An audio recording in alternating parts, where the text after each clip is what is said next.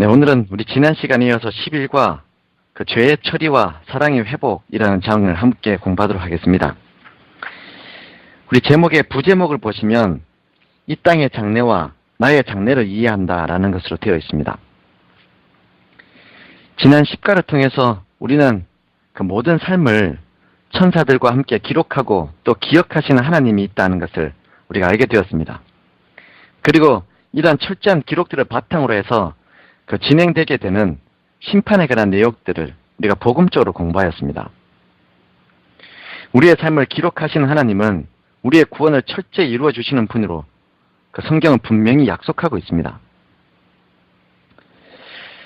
이번 11과 말씀은 인간의 역사의 마지막에 있을 사건들에 대한 그 선명한 주의 말씀들을 공부하게 되는 장입니다. 앞으로 어떻게 될 것인가 라는 이 모든 그리스도인들의 질문에 대한 그 답을 찾게 되는 장이죠. 여러분, 우리가 길을 갈 때에 그 길을 알고 가는 것은 어떤 즐거움과 또 유익이 있겠습니까? 얼마를 가면 고개를 넘고 또 얼마를 더 가면 그늘과 물이 있고 또 그 길을 꾸준히 더 가면 꼭 가야 할 목적지가 있다는 것을 알고 가는 사람의 그 최고의 장점은 낙오하지 않는다는 것입니다. 먼 길을 가다 보면 사람이 체력이 아무리 좋아도 그 낙오할 수가 있고 또 의욕이 아무리 남달라도 그 길을 모르고 가게 되면 포기할 수밖에 없을 때가 있습니다. 가야 할 길을 모르고 가다 보면 사람들이 일순간에 불안해지고 또 그 길에 대한 확신이 사라지면 그때 아무리 힘이 남아도 포기하게 되는 거죠. 그런데 우리가 그 길을 알게 되면 그 길에서 있는 고난이 있고 그리고 여러 가지 유혹이 있지만 분명히 그 길을 포기하지 않고 또 좌우나 우로나 치우치지 않고 끝까지 목적지까지 가게 된다는 것입니다.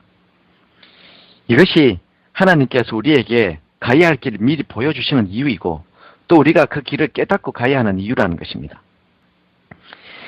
오늘은 우리가 전체적인 숲을 보는 마음으로 예수님의 이 마지막 날 사건들이 어떻게 전개되고 이 사건들 통해서 하나님께서 우리에게 무엇을 바라고 계시며 무슨 길을 보여주고 계시는지를 우리가 깨달을 수 있게 되기를 바랍니다.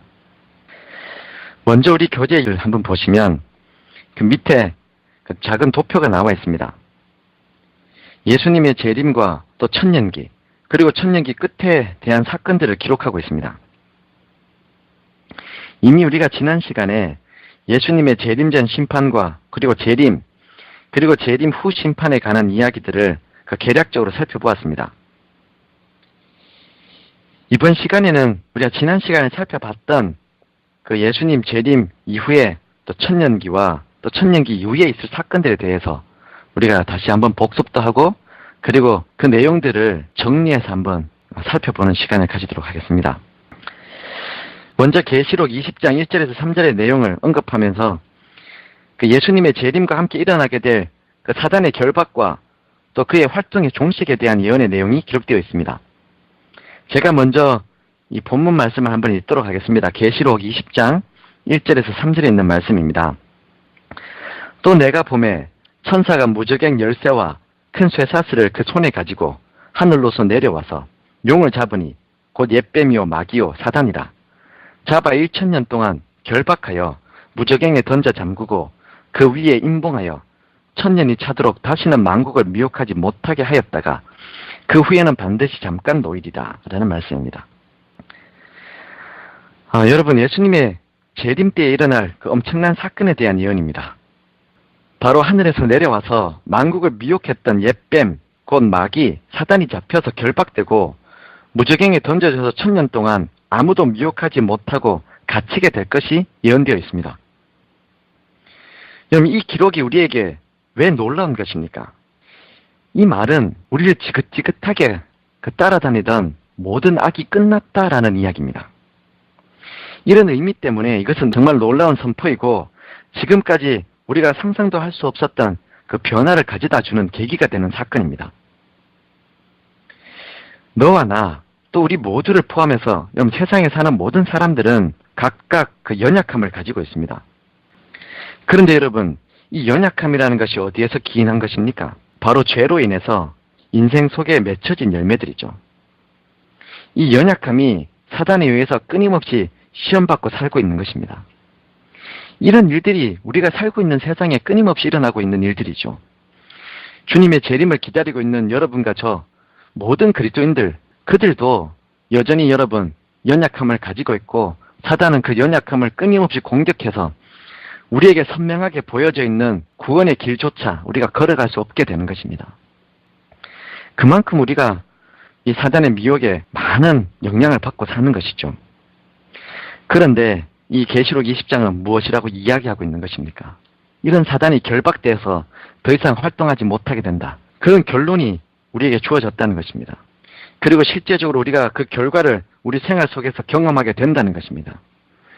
이것이 상상할 수 없는 큰 변화를 우리 삶에 가져오게 될 것이고 이 일을 통해서 우리는 놀라운 축복들을 경험하게 될 것입니다. 지긋지긋한 인생의 연약함으로부터 자유로워진다는 이 선포가 우리 모두에게 주어진 것이죠. 여러분, 그 누군가를 미워해 보신 적 있습니까? 또 무슨 일을 너무나 하기 싫어했던 적이 있으십니까?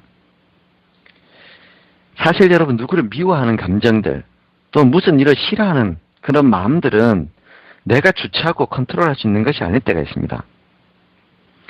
그런 감정에서 벗어나고 싶고 또 그런 마음 가지고 싶지 않을 때가 있죠.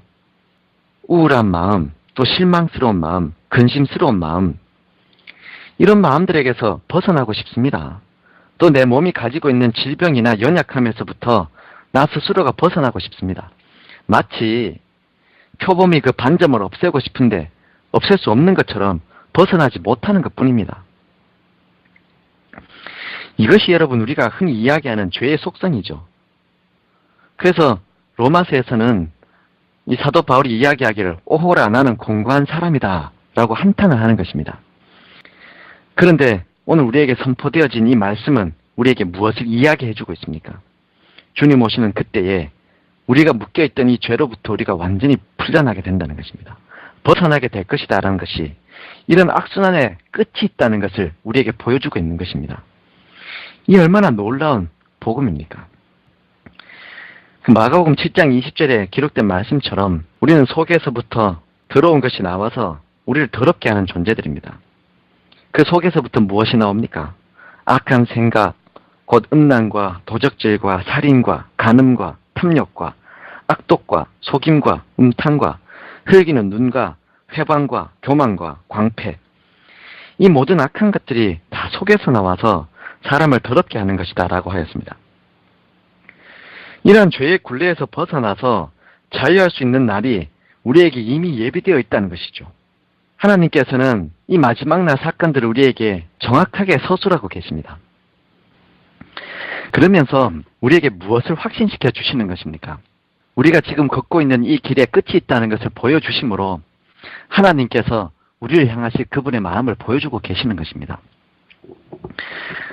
우리가 눌려있던 이 죄에는 분명한 결론이 있을 것입니다. 바로 이 일이 미혹하는 자, 또 사단의 결박으로 시작된다는 것이죠.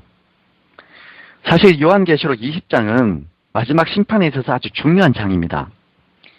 요한계시록 20장은 죄의 문제가 어떻게 처결되는지, 이 세상에서 모든 사람들을 끌고 가고 있던 이 죄가 어떻게 심판받고 또 결론 지어지는지를 설명하고 있는 책이 바로 요한계시록 20장입니다.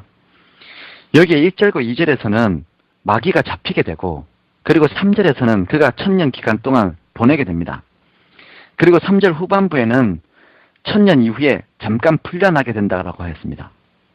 그리고 14절에서는 완전한 사망을 당하게 될 것이라고 하였고, 그리고 1000년 기간이 사단을 회개시키기 위한 은혜의 기간이 아니라 성도들이 하늘에서 심판을 하고 있을 때 그 기간을 보내는 동안 아무도 미혹하지 못하게 그저 무지경에 잡혀서 슬피 울며 이를 가게 되는 기간이 바로 이 천년기 기간이다 라고 설명하고 있습니다.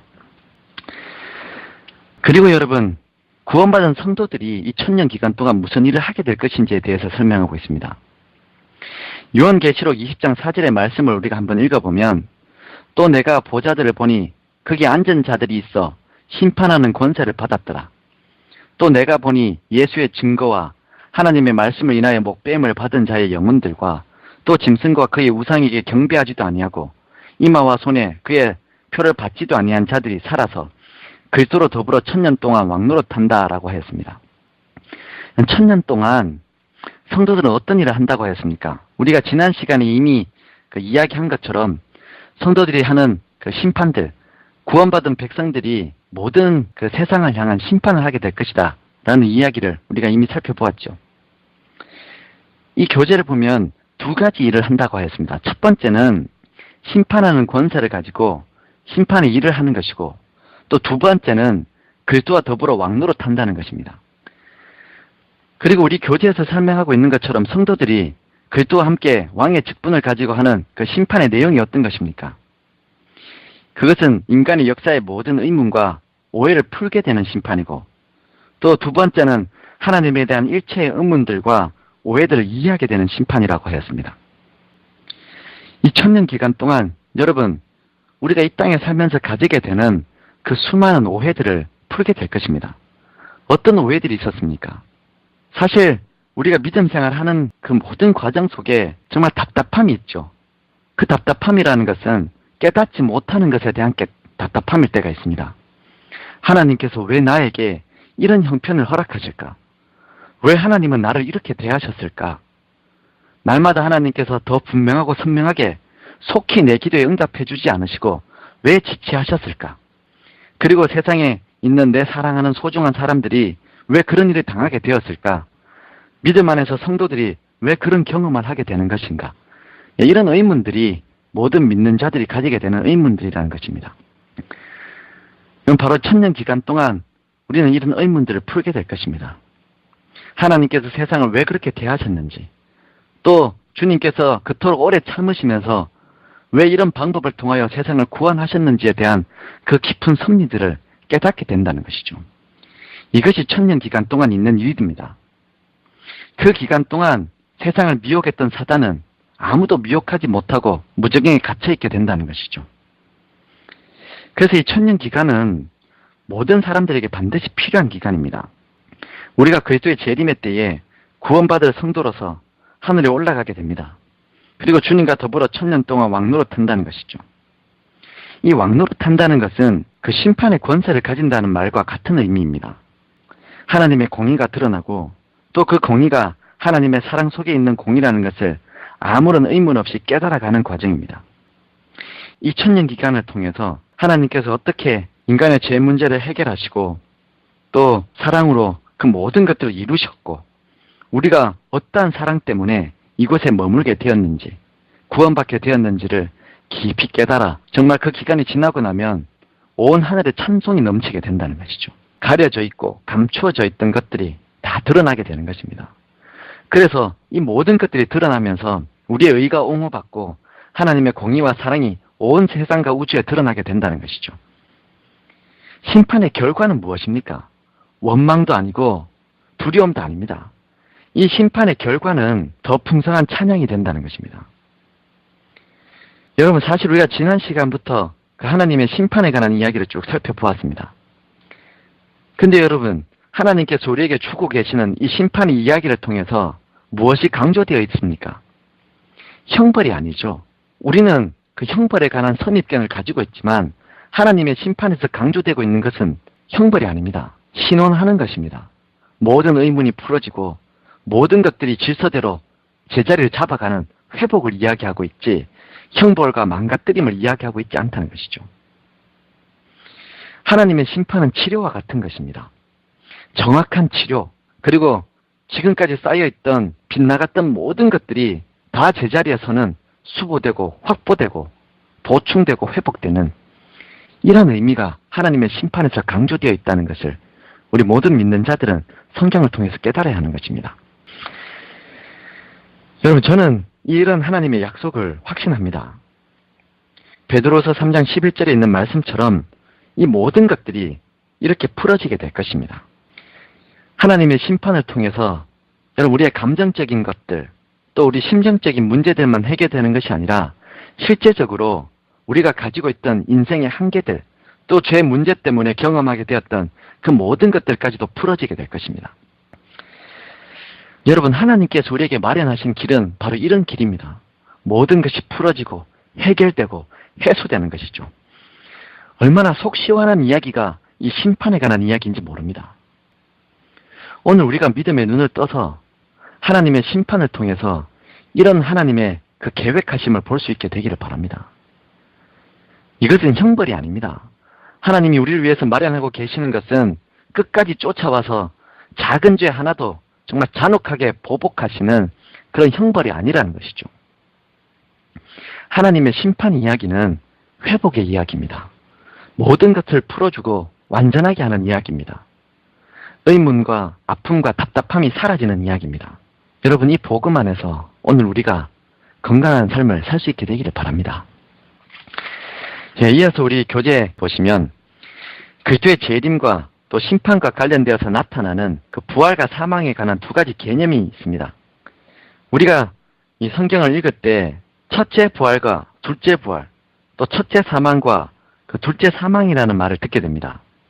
우리가 이 두 가지 부활과 또 두 가지 사망에 관한 분명한 개념과 이해를 가질 수 있어야 합니다. 먼저 성경에서 이야기하고 있는 이 첫째 사망은 어떤 것입니까? 이 첫째 사망이라는 것은 생명이 태어나서 맞이하게 되는 죽음의 이야기입니다.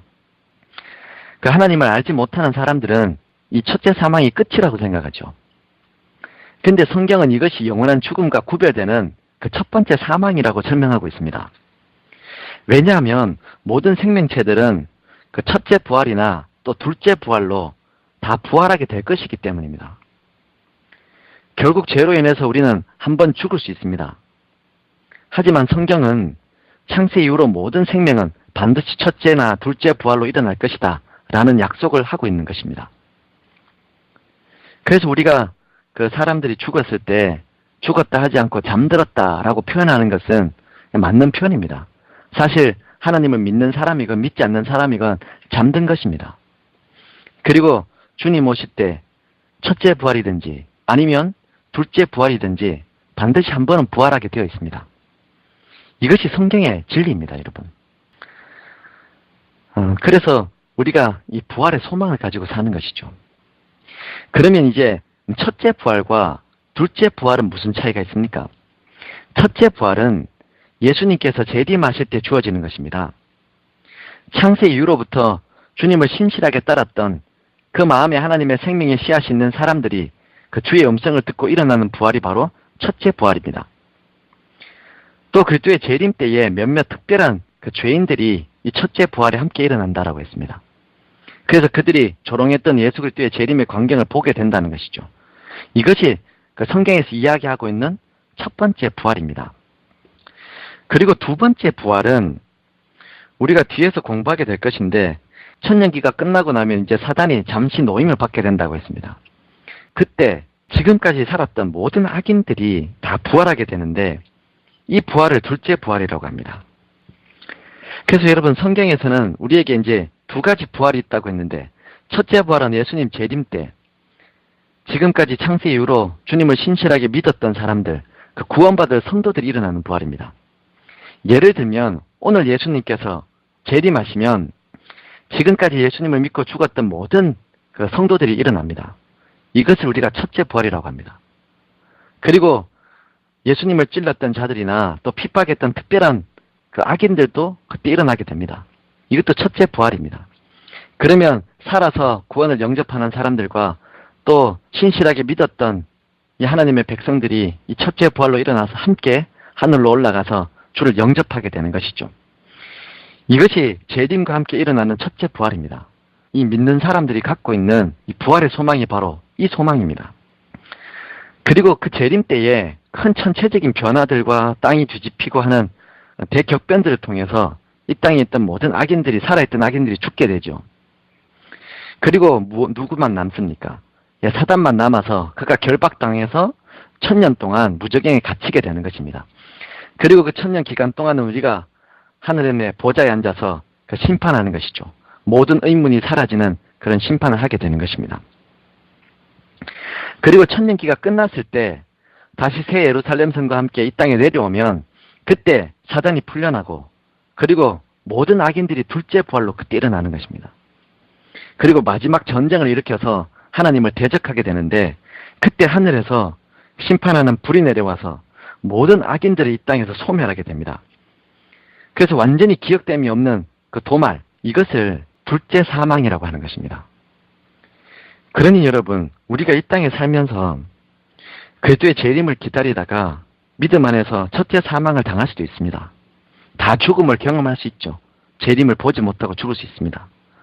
하지만 염려할 것이 없는 것은 성도들이 살다가 신실한 그 죽음을 맞이할 때 그 죽음 자체가 재림이라는 것입니다. 죽는 날이 이제 예수님 재림하는 날입니다. 이게 개인적인 재림인 것이죠. 그들은 다 첫째 부활로 일어날 것이기 때문입니다. 그러니 여러분, 우리가 첫째 사망은 당해도 둘째 사망은 당하지 않는 인생이 되어야 된다라는 권면을 하는 이유가 바로 이런 성경적인 진리 때문입니다. 오늘 우리 삶이 여러분, 하나님께서 기대하시는 다시 일어나는 부활의 삶이 되기를 바랍니다. 우리 주님께서 모든 사람들에게 생명의 씨앗이 되셔서 그 마음속에 들어오기를 원하고 계십니다. 이미 우리는 창조받을 때부터 하나님의 자리를 가지고 있는 인생들 아닙니까? 그래서 그 자리 속에 생명의 부활 되시는 예수님이 함께 자리하시면 우리가 생명의 부활로 일어날 수 있도록 그렇게 우리 주님께서 우리에게 요구하고 계시고 또 목적하고 계시는 것이죠. 근데 사람들이 끝까지 하나님을 거절하면 결국은 둘째 부활에 일어나서 둘째 사망을 당하게 되는 것입니다. 우리 계시록 20장 7절과 10절에 제가 한번 읽겠습니다. 천년이 참에 사단이 그 옥에서 놓여 나와서 땅의 사방 백성 곧 곡과 마곡을 미혹하고 모아 싸움을 붙이리니 그 수가 바다 모래 같으리라. 저희가 지면에 널리 퍼져 성도들의 진과 사랑하시는 성을 두루매 하늘에서 불이 내려와서 저희를 소멸하고 또 저희를 미혹하는 마귀와 불과 유황못에 던지우니 거기는 그 짐승과 거짓 선지자도 있어 세세토록 범낮 괴로움을 받으리라 라는 말씀입니다. 주님은 우리에게 마지막 날 사건을 분명하게 보여주고 계십니다. 이 일을 통해서 하나님이 정말 원하시는 것은 하나님을 대적하는 사람이 아니라 하나님 편에 서는 인생을 원하고 계십니다. 여기 마지막으로 미혹하는 사람들, 그 둘째 사망을 당하게 되는 사람들이 하나님을 대적한다라고 했는데 영어로 하자면 against God입니다. 하나님을 등지는 것이죠. 반대편에 서는 것입니다.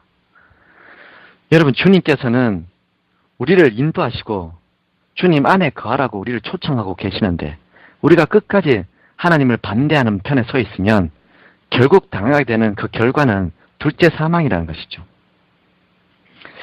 오늘 하루가 우리의 삶이 어디에 있는지를 살펴야 할 것입니다. 우리 주님께서 태초부터 지금까지 끊임없이 사가나의 계시를 통해서 하나님 사랑 안에 우리가 머물러 있을 수 있도록 진리와 생명과 길을 열어주고 계십니다. 오늘 우리의 삶 또한 이런 하나님의 계시 안에서 하나님의 그 품에 머물러 있는 주님 안에 거하는 예수 그리스도 안에 거하는 그런 삶이 되기를 간절히 소원하면서 오늘 시간을 좀 줄이도록 하겠습니다. 기도하시겠습니다. 사랑하는 주님, 우리의 삶을 우리 주님께서 너무나 선명하고 분명한 진리로 인도해 주셔서 감사합니다. 또 우리에게 심판을 통하여 형벌이 아닌 하나님의 그 간절한 소원과 사랑을 보여주셔서 감사합니다. 한 영혼도 잃어버리지 않고 또 우리의 모든 의문들을 해결해 주시는 하나님의 그 은혜로운 심판 이야기를 우리가 마음에 새길 수 있도록 인도해 주시고 그런 주님께서 마련하신 길을 걷고자 노력하는 매일의 삶이 될 수 있도록 주님 축복하여 주시옵소서. 오늘 하루도 주님께 의탁하오니 우리 주님께서 동행해 주셔서 홀로 영광받아 주시옵기를 예수님 이름으로 기도드립니다. 아멘.